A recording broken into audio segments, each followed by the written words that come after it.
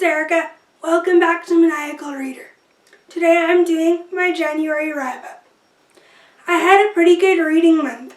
I read 6 books this month, which I haven't done in a while, so I'm happy about that. Let's get started. The first book I read this month was The Evolution of Mara Dyer. This is the second book in the Mara Dyer trilogy by Michelle Hodkin. I gave this book 5 out of 5 stars because I really enjoyed it. I'm not going to tell you much about this book since it is a sequel, but I have a review coming up about this trilogy soon. The next book I read in January was The Retribution of Mara Dyer. This is the third and final book in the Mara Dyer trilogy.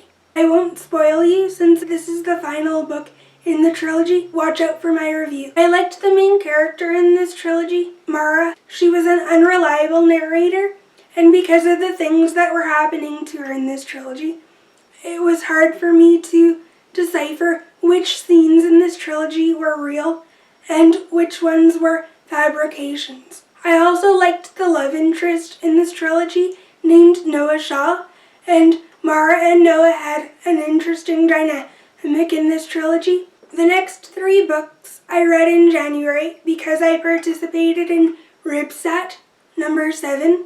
This is a readathon that booktubers do that stands for Read Your Bookshelf-a-thon. It's where you pick a book on your bookshelf and read as many books as you can to the right of it. I ended up reading Baking Normal by Courtney C. Stevens. I ended up giving this book 3 out of 5 stars because it was a book that was middle of the road for me, and it was just kind of meh. I wasn't really attached to many of the characters, and the romance in this book wasn't really passionate, so that's why I gave this book 3 out of 5 stars. I didn't really like it that much. This book follows a girl named Alexi Luttrell. She had something bad happen to her over the summer that she won't tell anyone about. When Bodie Lennox, her neighbor, moves in with the Luttrells after a family tragedy, Bodie and Alexi strike up a friendship and eventually a romance. I liked how the romance developed, but I wasn't deeply attached to any of the characters, which is why I gave this book 3 out of 5 stars. The next book I read was The Sky is Everywhere by Jandy Nelson. This is a YA contemporary book that has more romance in it. It's about this girl named Lenny who has to deal with her sister Bailey's sudden tragic death. She's caught between 2 guys in this book, Toby, which was her sister's former boyfriend, and Joe, a new guy in town who's a musical genius. This book is about Lenny finding herself and choosing which guy she wants to be with. I ended up giving this book 4 out of 5 stars because I really liked it. The romance that Lenny developed with one of the guys in this book was really genuine, really realistic, and really passionate, I found. So that's why I really liked this book. Not only did I like Lenny's romance with one of the guys in this book, but I also liked her family relationships. She has to deal with grieving for her sister and some of the tension in her family relationships, which I think was explored nicely. And the final book I read this month was The Truth About Forever by Sarah Dessen. This is another YA contemporary book. I really enjoyed it.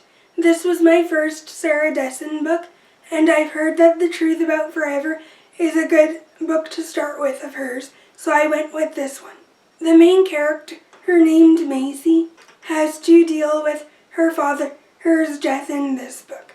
The focus of this book was on Macy and dealing with her father's death and different family dynamics with her mom and her sister in this book.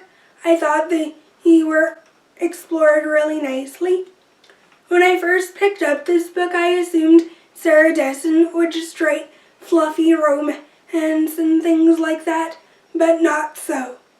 This book explored some really deep emotions in regards to family and the main character discovering how to change her life after her father's death.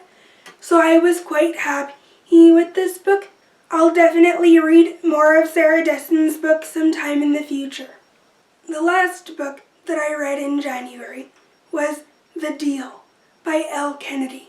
This is a new adult romance book that I ended up reading with a buddy that I read on Goodreads. I gave this book 4 out of 5 stars. I really liked it. The main character in this book is named Hannah Wells, and her romance with a guy named Garrett Graham. At the beginning of the book, the reader finds out that Hannah was raped in high school, so ever since then, she's been sort of wary of guys and relationships in general. Hannah has always known of Garrett Graham, since Garrett is a classmate of hers. Garrett is the son of a really popular NHL hockey star, so he's known as the big guy on campus that everyone knows. Hannah and Garrett meet because Garrett fails a paper in a philosophy class and he wants Hannah to tutor him. They end up striking up a friendship and a romance builds from there.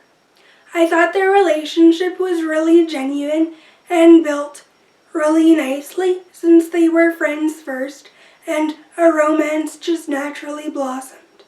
The way that Garrett tried to help Hannah overcome her insecurities about relationships and sex was really genuine, but it wasn't something that he was expecting. I also liked Garrett Graham's backstory in this book.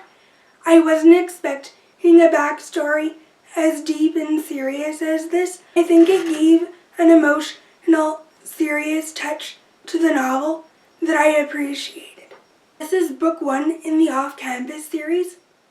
I really liked this book. I gave it 4 out of 5 stars, so I'll definitely be reading the other books in this series. This series is a series of companion books, so each book after this follows one of the side characters in the series. I'm looking forward to reading those. That's all that I read in January. I hope you guys enjoyed it. Comment down below and tell me what you think of these books and if you liked them or not. I'll see you guys in my next video. Bye! Love me, say that you love me, fool me, fool me.